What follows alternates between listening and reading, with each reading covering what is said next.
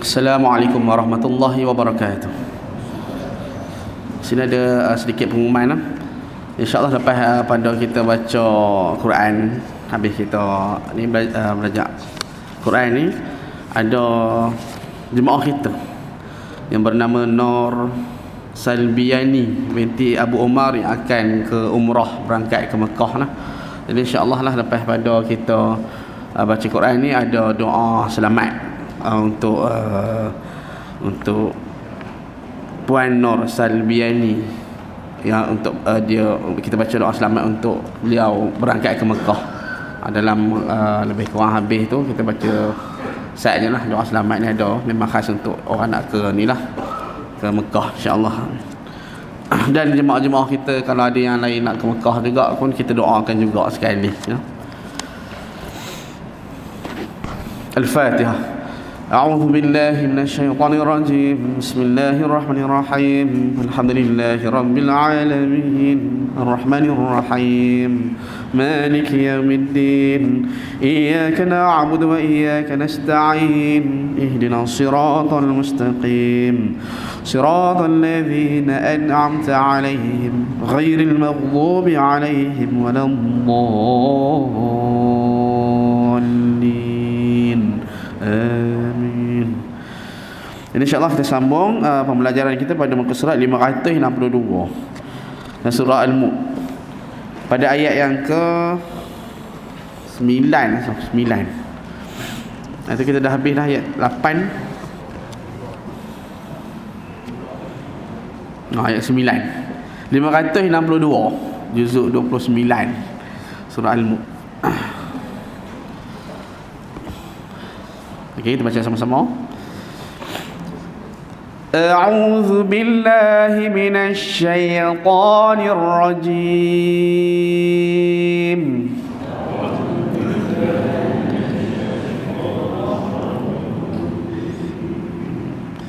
Okey, kita tengok pada isti'adzah. Kita ulang balik. Ini 562.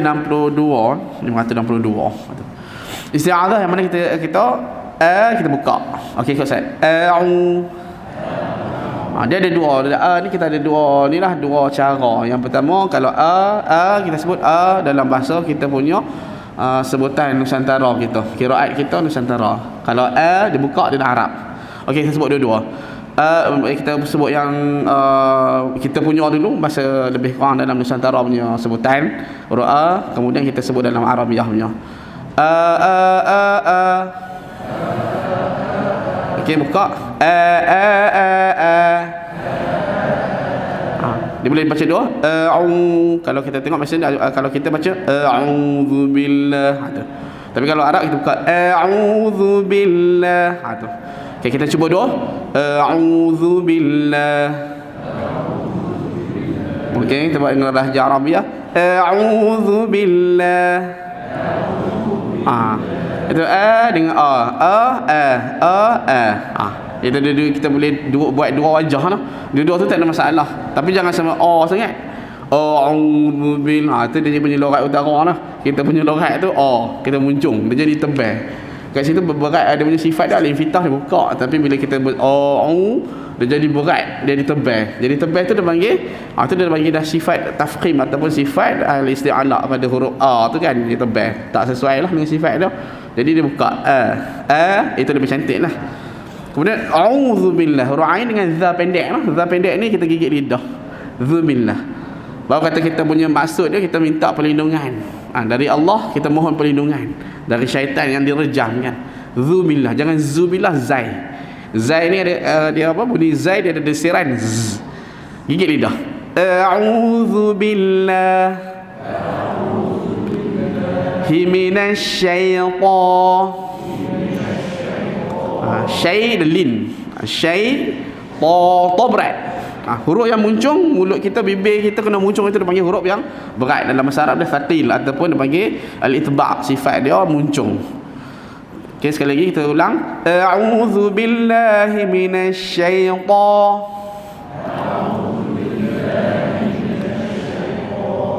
rajim. Ra itu dia punya sifat dia takrir, ada getaran. Rajim dia ada getaran 2 kali. Okey, nirrajim. Berja yang bagi bawah kemudian kan mim itu kita panggil kalau mati tu mari sukun lah.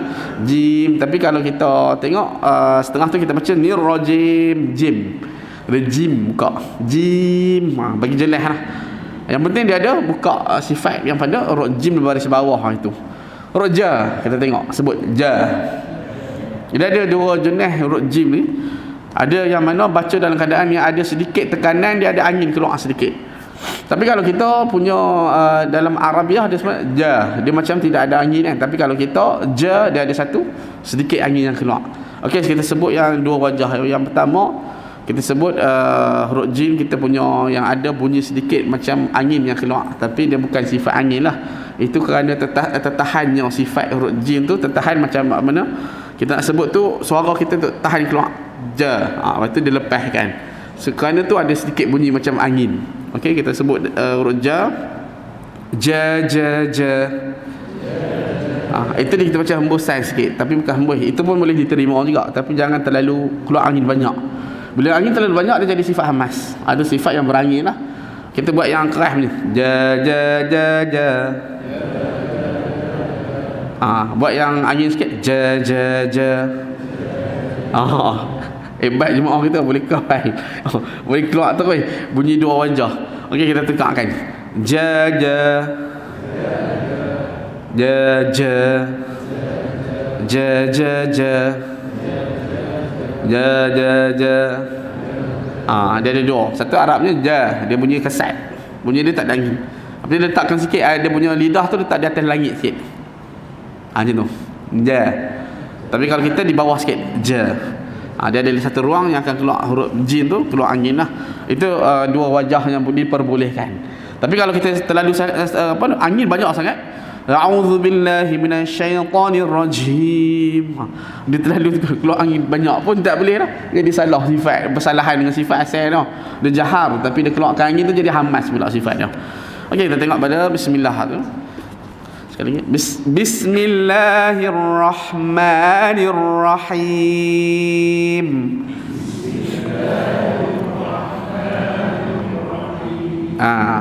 Jadi alhamdulillah kita tengok jemaah kita baca dalam keadaan ma itu dibuka lah, iftitah. Sekali kita tengok pada sifat sin. Bis. Dia ada bunyi apa tu? Lama cuti kan, minggu lepas cuti. 2 minggu lepas cuti. Sebulan kan. Bis sin ada satu bunyi sifat dia desiran. Desiran yang mana menggunakan makhrajnya 4 gigi batang atas cukup lah. Dengan 4 gigi batang bawah dan lidah kita duduk belakang gigi. Tapi tak rapat lah, bunyikan satu. Kalau kita boleh buat satu bunyi desiran, itu cukup dah bagi huruf sin tadi. Bis. Jangan bish. Kadang-kadang ada yang mana dia nak sambung huruf tu. Nak sambung huruf tu dia jadi lain bunyi. Dia boleh tersebut huruf tunggal, dia boleh sebut. Kalau sa dia sebut sa, ataupun mati bis. Tapi bila jumpa huruf yang mana dia bersambung, adanya huruf berat lepas tu dia jadi bish. Sekarang nak sambung dia jadi lain bunyi tu. Okey, kita buat satu teknik badar bagi biasa dengan huruf sin yang desirannya. Jadi sifat as-safir atau desiran pada huruf sin. Okey, kita buat lagu. Sasi subas. Susan sanisas. Naminal musi. Masisan sanisa. Ini sifat desir pada huruf sin. Kita buat lagu badar untuk membimbing kita lah. Jadi tak ada masalah.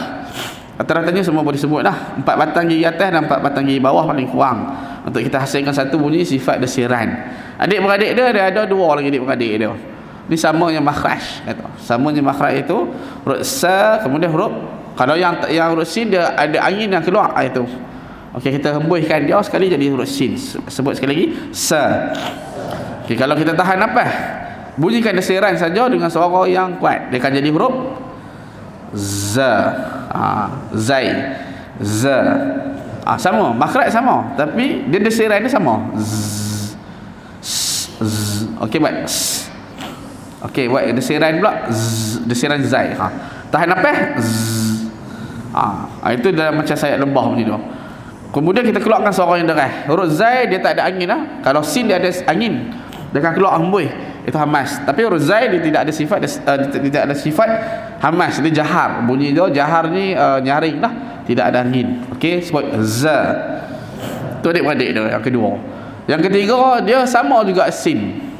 Dia hembus juga, dia serai juga, tapi muncung. Jadi huruf apa? Sebut so.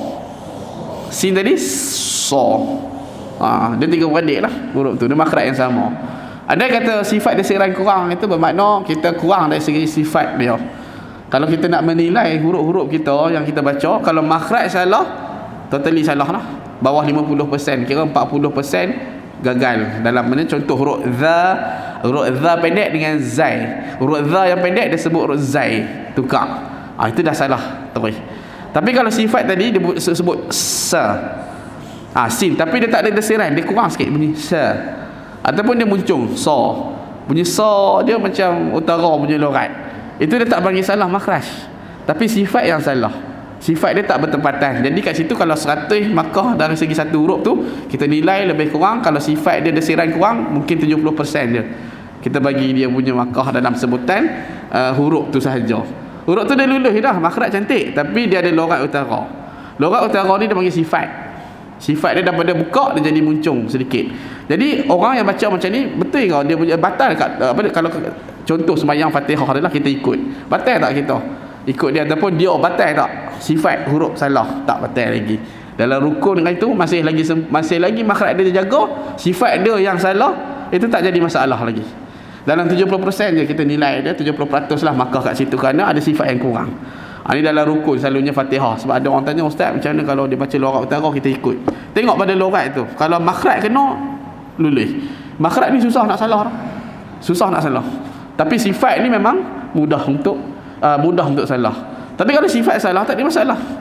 Dia punya kalau Fatihah dia contoh ada huruf ain dia tekan alamin, tapi tak sampai sikit je, ada bunyi sikit, lulus lah. Tapi tak habis, tak sempurna. Dia punya makhraj kat situ tak sempurna, dia ada nilai dia berapa? 60 makah contoh, lulus lagi, tapi tak berapa kemas sangat lah. Macam tu juga orang yang baca surah Fatihah dalam lorat utara, alhamdulillahirabbil lillah.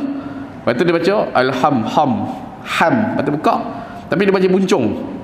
Boleh lagi tak kita nilai huruf ha, sifat makhraj betul, tapi tang sifat dah salah.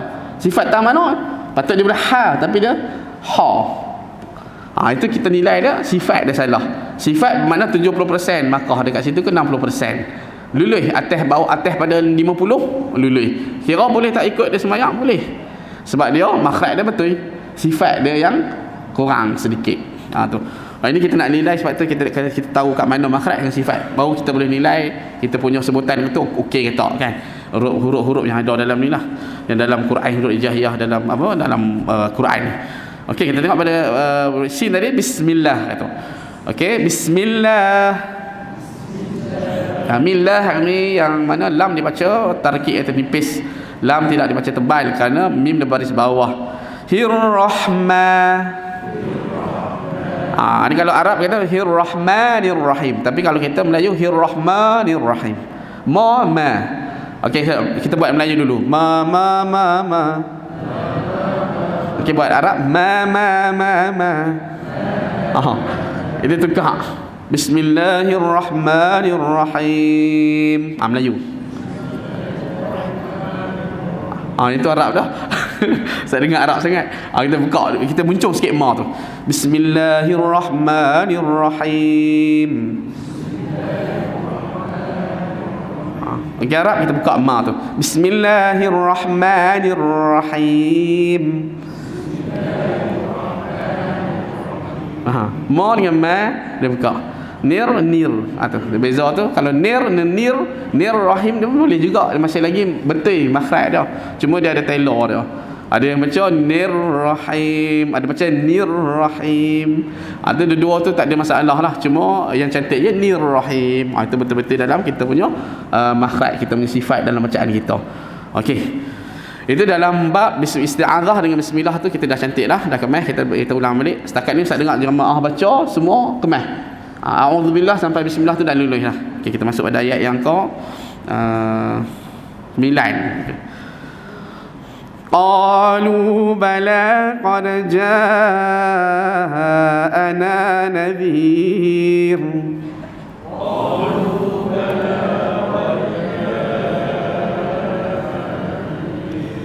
Okey, kita tengok pada yang pertama qaluhu raqaf.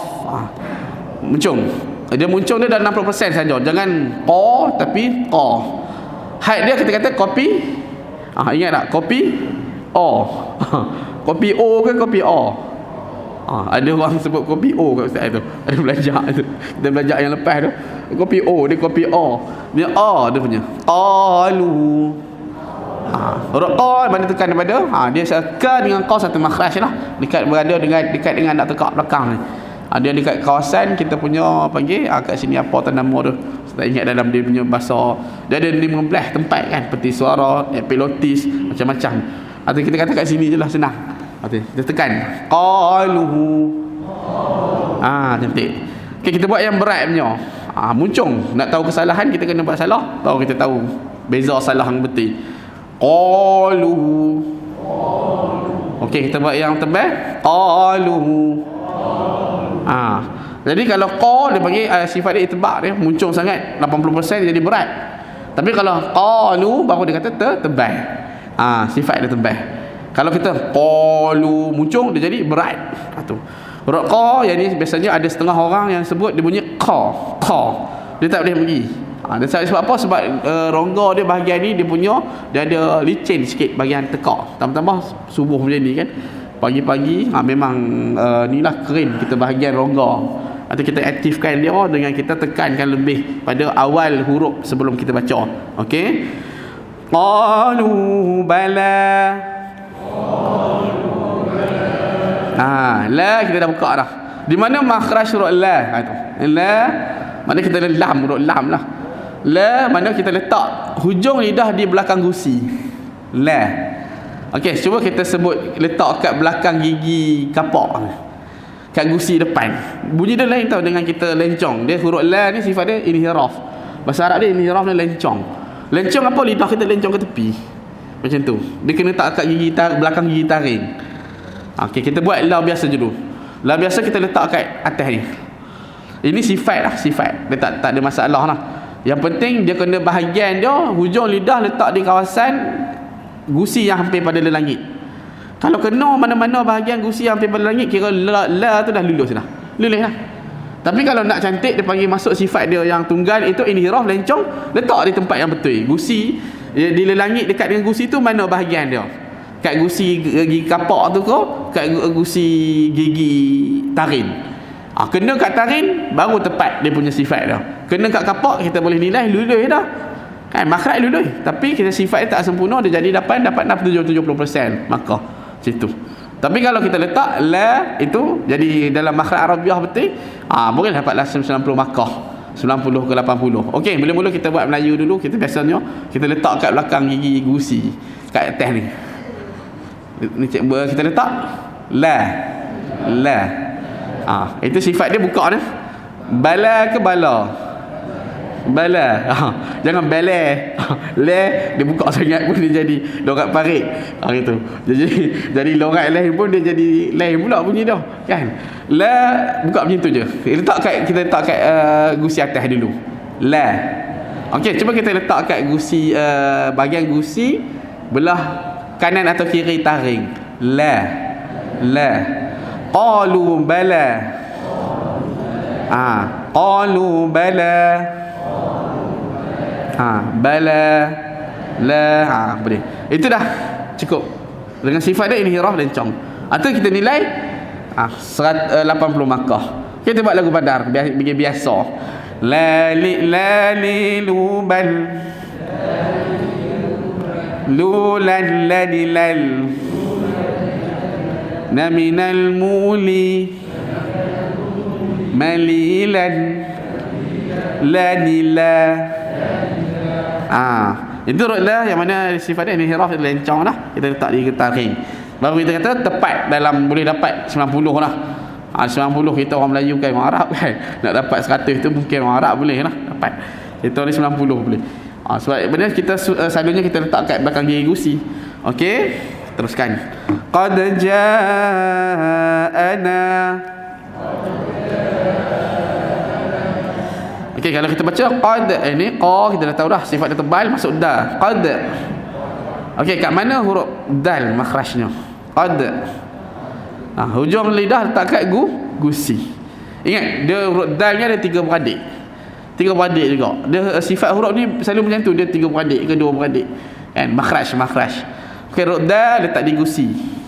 Hujung lidah tak gusi. Sebut dia bunyi dia macam bunyi lembik. Nak cakap dia macam mana lembik sikit. Lembut lidah kita tu dilembutkan sedikit. Kalau letak di langit dah. Okey, kita sebut dah keras. Ini Melayu kita lah. Dah. Dah. Itu betul-betul langit keras. Dia jadi keras bunyi dia. Okey, kita sebut dadu. Dadu. Dadu. Itu kita punya. Dia jadi keras. Tapi kalau kita sebut dalam Arabnya letak di gusi, dadu. Dadu. Dia macam lembut, letak di gusi. Itu huruf dal. Jadi satu beradik dia yang mana makhraj yang sama tapi sifat dia berbeza. Bila kita sebut, kita tekankan. Yang huruf dal kita tekankan juga. Yang ni satu huruf kita tekankan tapi kita keluar angin serentak dengan suara. Dia akan jadi huruf ta. Ta. Da tadi dia jahar, sifat dia jelas. Mana nyaring, tidak ada angin. Tapi lawan adik-beradik dia satu lagi yang samanya makhraj, tempat yang sama tapi ditekankan angin keluar, dia panggil huruf ta. Kemudian huruf dal tadi kita muncungkan dia jadi huruf apa? Dal muncung. Ta, tempat yang sama. Yang huruf ta, ta. Dia sama, huruf dal ni dia bunyi dia lain sikit. Bunyi dia macam kita tekankan sedikit dia. Lidah dia tempat yang sama tapi tak sampai kita nak tekan dengan sifat satu syiddah dia punya sifat dia. Dengan sifat yang tekan yang kuat. Kalau ta tekan kuat, cuba sebut ta. Tapi dia ada angin. Tapi tahan nafas, huruf ta dimuncungkan. Huruf ta dimuncungkan tapi kita tahan, angin dia jangan keluar. Ta. Ta, ta. Sama makhraj sama. Tempat letak makhraj ni cara nak buat huruf tu samalah. Lidah letak kat gusi. Okey, da, ta, ta. Dia 3 beradik. Cuma huruf dal ni lain sikit sebab dia tidak ada satu sifat tekan yang kuat. Macam mana makhraj huruf ta dengan ta tu. Ta. Dia kena tekan sikit di hujung. Mana bunyi dia beza dengan da, ta. Itu bunyi dia. Beza dia ketang tu je lah. Tapi makhraj dia sama. Itu. Okey, kita tengok huruf seterusnya. Qad ja'ana. Jadi kita dah bahaskan tadi, boleh ja boleh, ja pun boleh. Ja, jangan ja sangat, jangan ja. Tapi ja boleh, ja sikit. Apa ja lebar. Kalau lebar tu buka dia panggil infitah. Yang baris atas itu infitah tu buka, dia panggil makhraj Arabiah. Tapi kalau kita muncung dia panggil makhraj kita lah. Tapi tak ada masalah pun kalau kita nak baca qad ja'ana. Tapi kalau cantik qad ja'ana, ada buka. Okey, kita buat dalam masa Arab lah terus. Qad ja'ana. Ana ke ana? Ana. Kalau kita Arab dia buka lah. Kena ana, itu dalam kita punya Melayu. Tapi itu melibatkan sifat sahaja. Muncul-muncul lorat utara ni sifat. Kan? Dia tak kacau makhraj. Jadi kat situ tak ada masalah tentang lorat tu. Kalau terus sangat sampai dia no betul, sifat dia jadi setengah makhraj yang paling mana dia dah berat bunyi tu, itu pun itu kita boleh kata tak sempurna lah. Tentang sifat dia terlalu teruk, boleh kacau makhraj kat situ. Okey. Teruskan. Qad ja'ana nadhirun fakadzabna.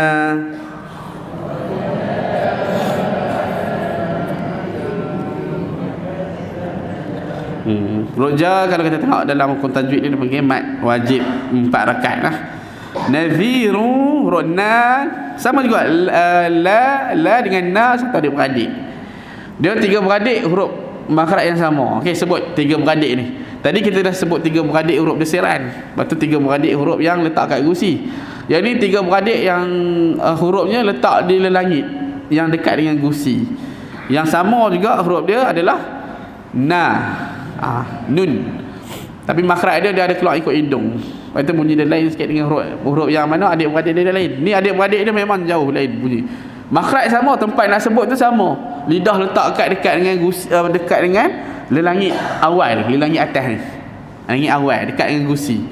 Lelangit keras kita tu. Yang tu dia punya makhraj dah, tapi dia punya sifat dia beza jauh sangat. Kalau macam da, ta, ta tu dekat-dekat lagi bunyi. Sa, za, so tu masih lagi ada dekat, tapi ni lagi jauh bunyi tu. Okey, kita sebut yang pertama na. Jauh sebab dia dengan adik-beradik lain sebab dia ada bunyi ikut hidung, makhraj khusyum panggil. Kalau yang pertama dia satu harakat na, tapi bila kita tengok 0.5 dan 0.5 daripada harakat itu dia akan keluar ikut hidung mula-mula. Cuba sebut na. Kita buat lambatkan dia na. Dia akan bunyi ikut hidung, makhraj khusyum. Kemudian baru letak kat mana, lepas kat mulut. Kemudian adik-beradik dia satu lagi ra.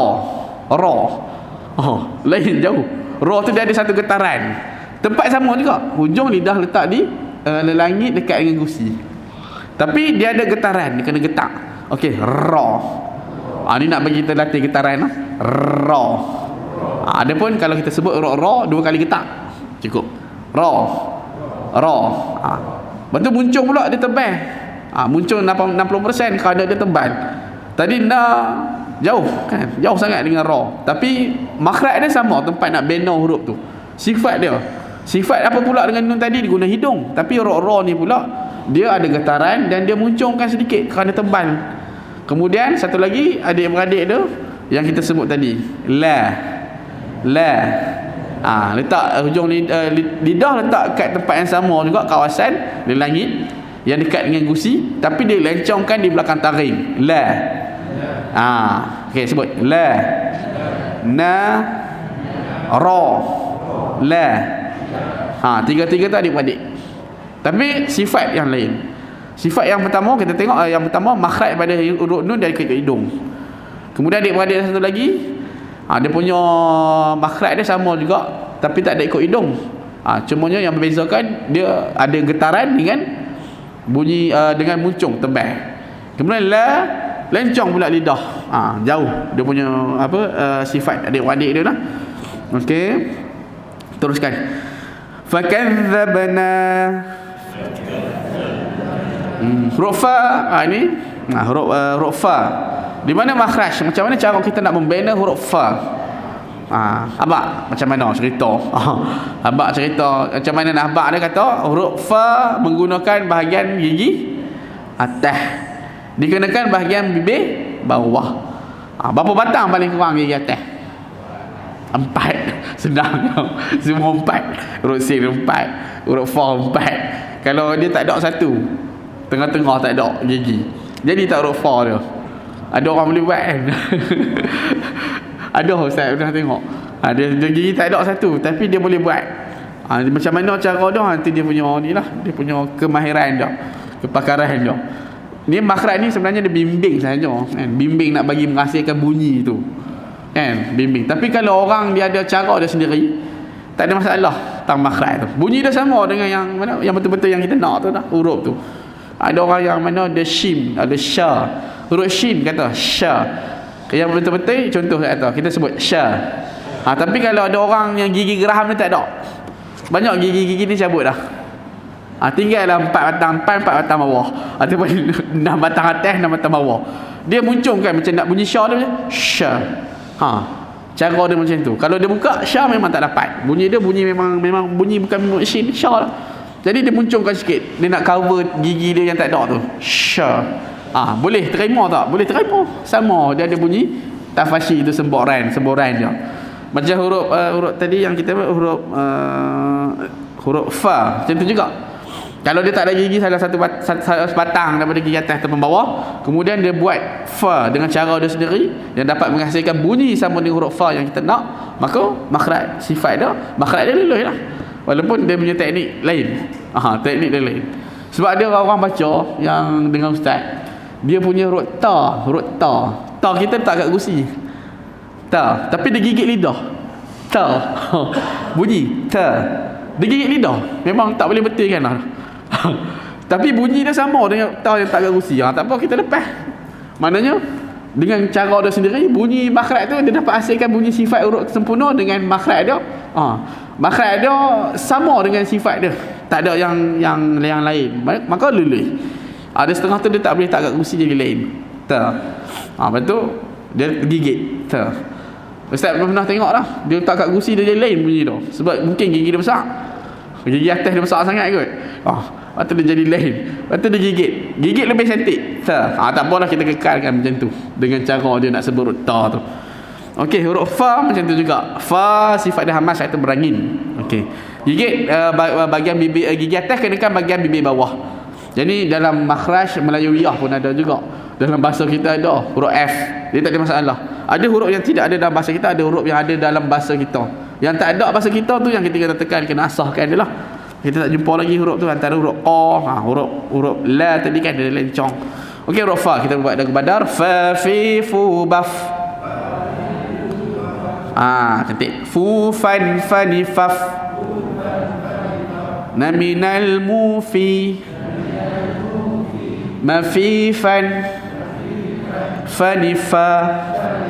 Cantik, kemah. Ini dua huruf kita dah buat latihan, tiga huruf lah, latihan badar. Nampak kemah lah. Sebab huruf ni huruf dalam kita punya bahasa kita ada. Okey, kita teruskan. Wa qulna ma nazzalallahu min syai'.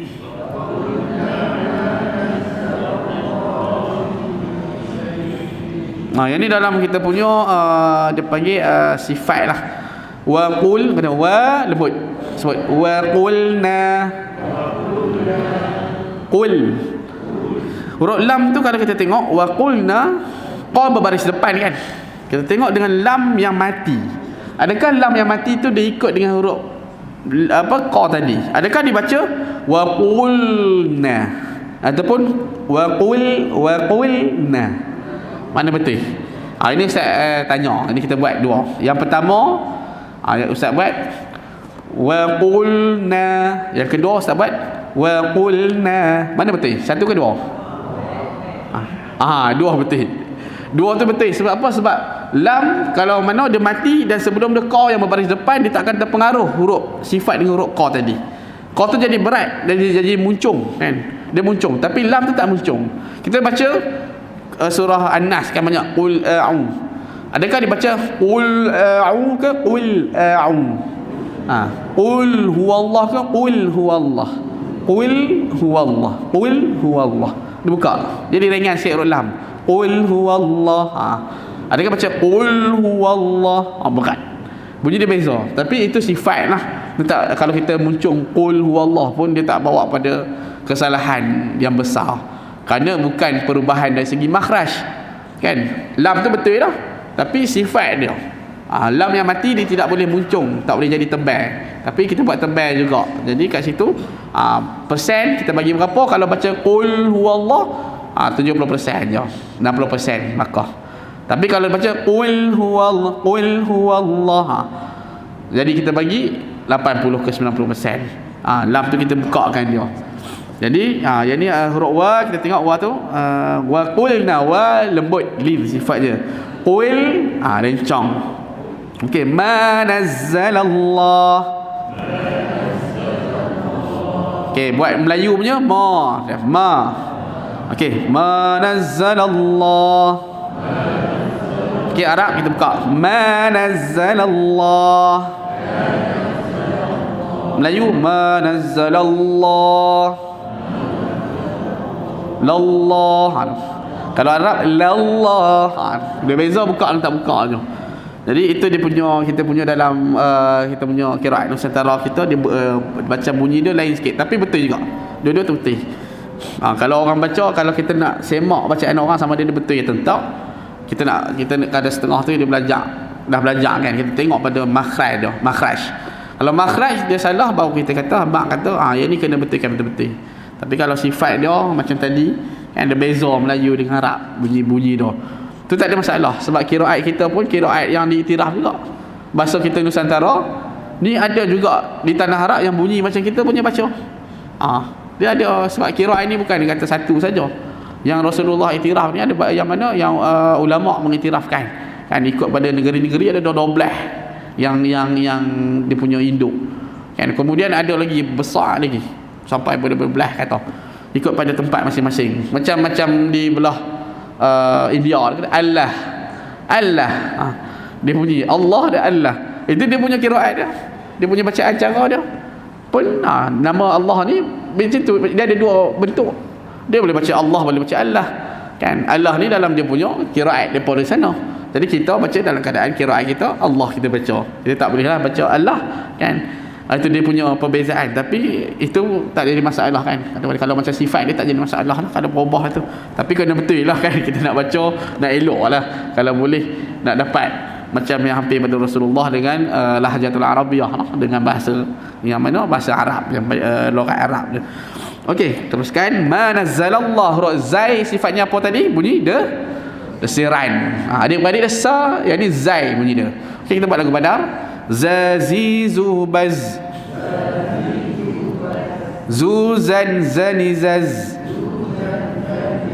Naminal muzi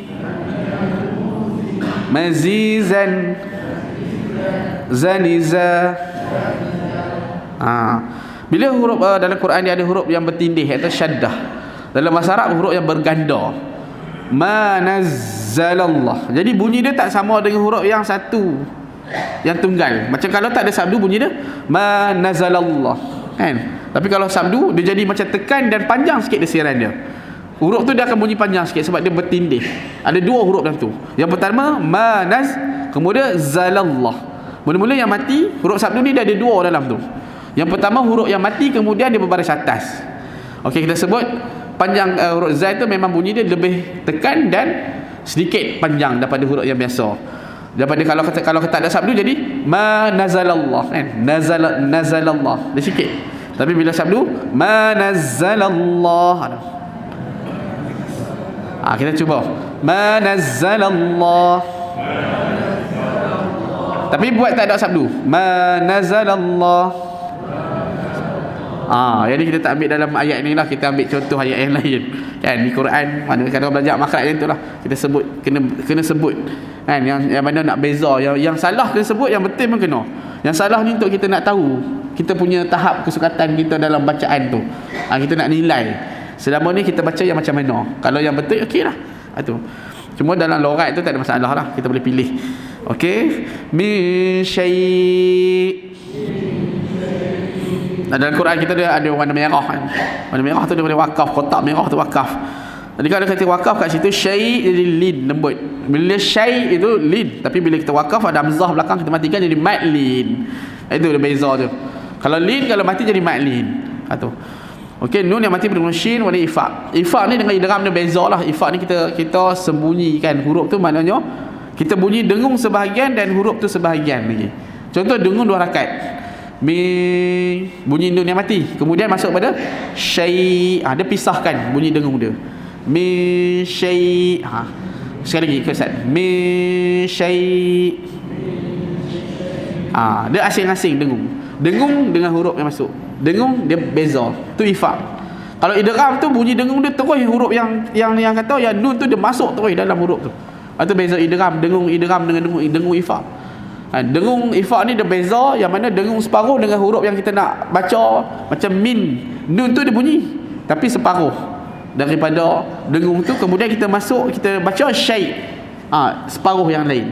Tapi kalau idgham, min tu tak ada terus, nun tak ada, dia masuk terus mimma kan, mim makan, dia masuk terus nun dalam huruf mim, tak ada, hilang terus nun tu, bunyi dia tak ada langsung.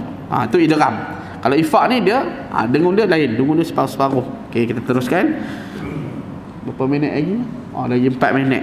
Itu lagi habis tu kita habis pada ayat ni, habis lah kita masuk bacaan ni apa, doa selamat ni. Okey, kita teruskan. In antum,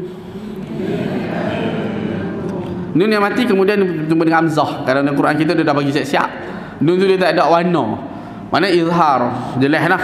In, kalau macam huruf dalam Fatihah, bila ada huruf yang mati kan, dia ada bunyi ikut hidung makhraj. Cuba sebut in.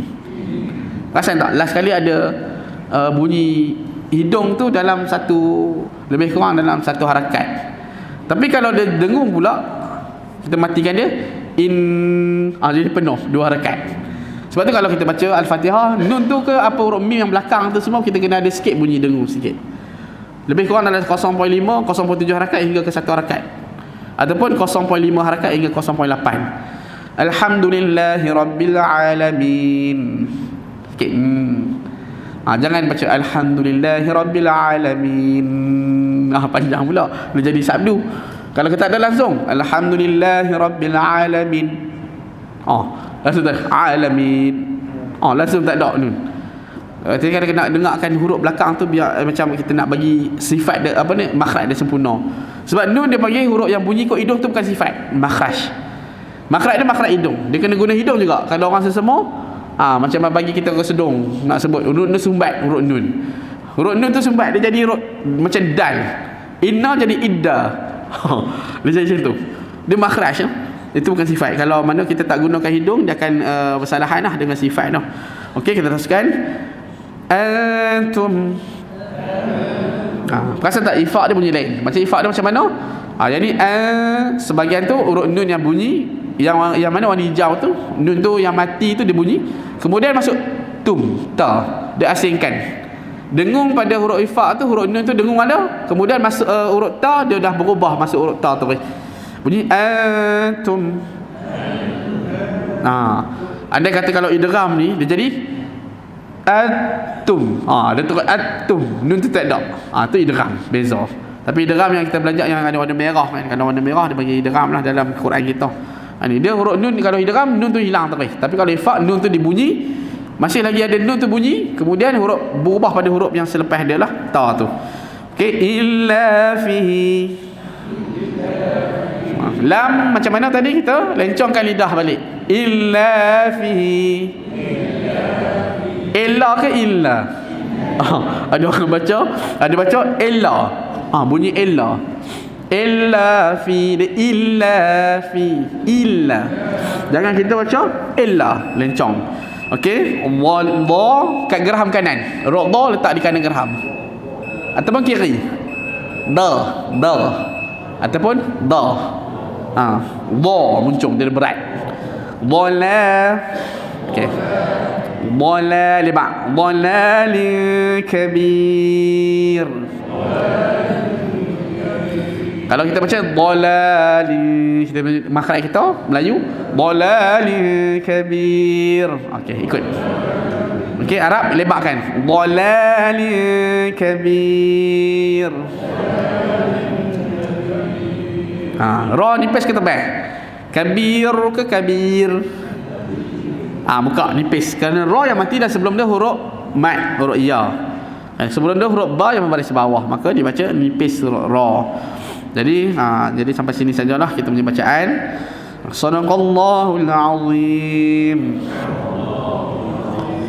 Alhamdulillah lah kita dapat habis satu ayat.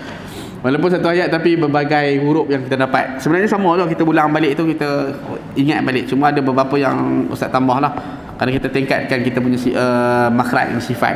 Sebab kita belajar lebih kurang yang paling penting kita belajar sekarang ni 3 sifat asas.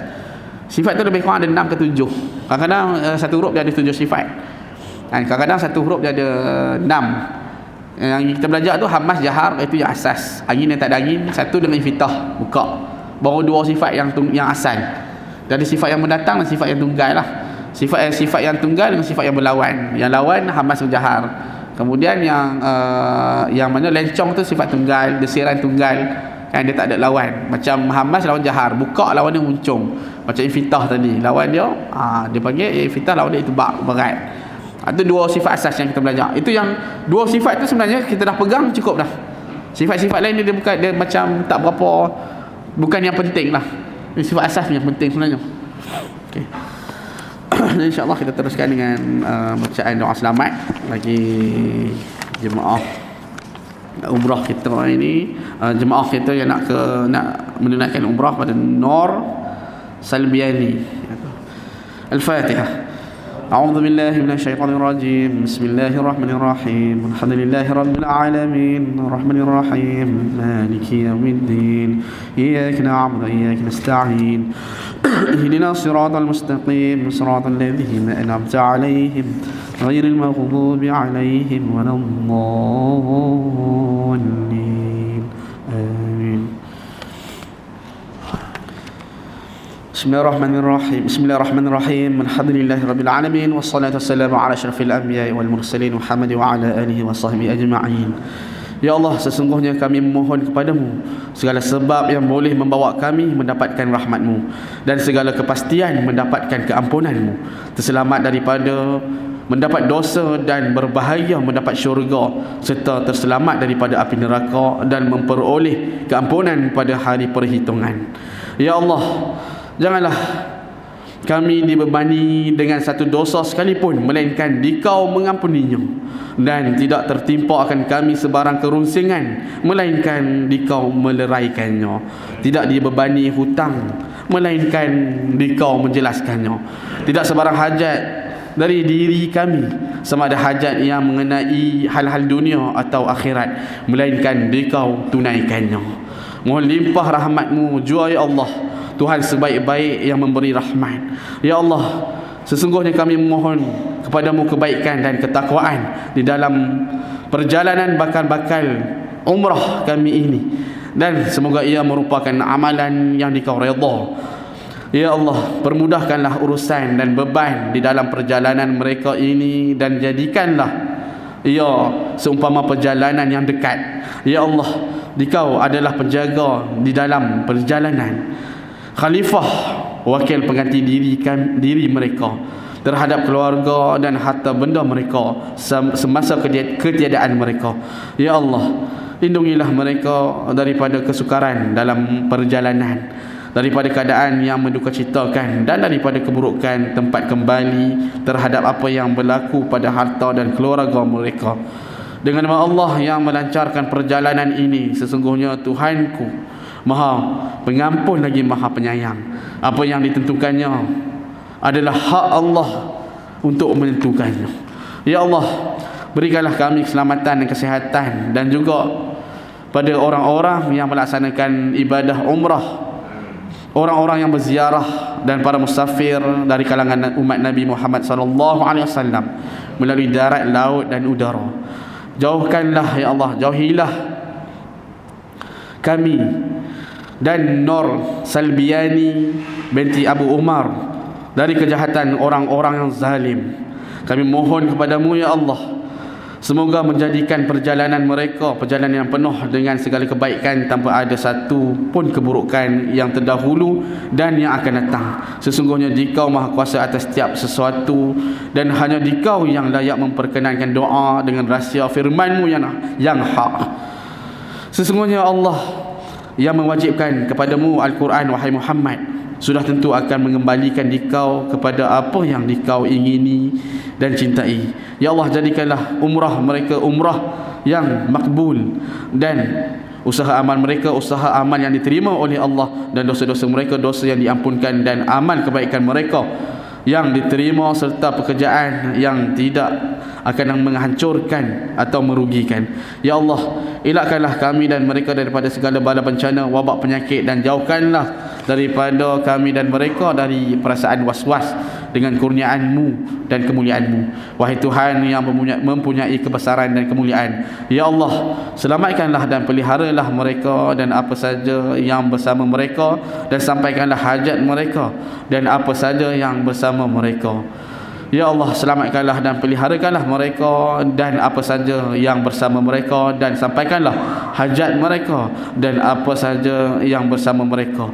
Ya Allah, selamatkanlah dan peliharakanlah mereka dan apa saja yang bersama mereka, dan sampaikanlah hajat mereka dan apa saja yang bersama mereka. Rabbana atina min ladunka rahmatan wa hayyi lana min amrina rasyada. Rabbana atina fid dunya hasanah wa fil akhirati hasanah wa qina adzaban nar. Sallallahu على سيدنا محمد وعلى آله وصحبه وسلم. الحمد لله رب العالمين. تقبل الله منكم. Assalamualaikum warahmatullahi wabarakatuh. Jadi insyaAllah jemput pada jemaah untuk ke kafeteria lah. Mana jamuan kita ditaja oleh Nur Salbiani binti Omar. Jamuan kita pada pagi ini.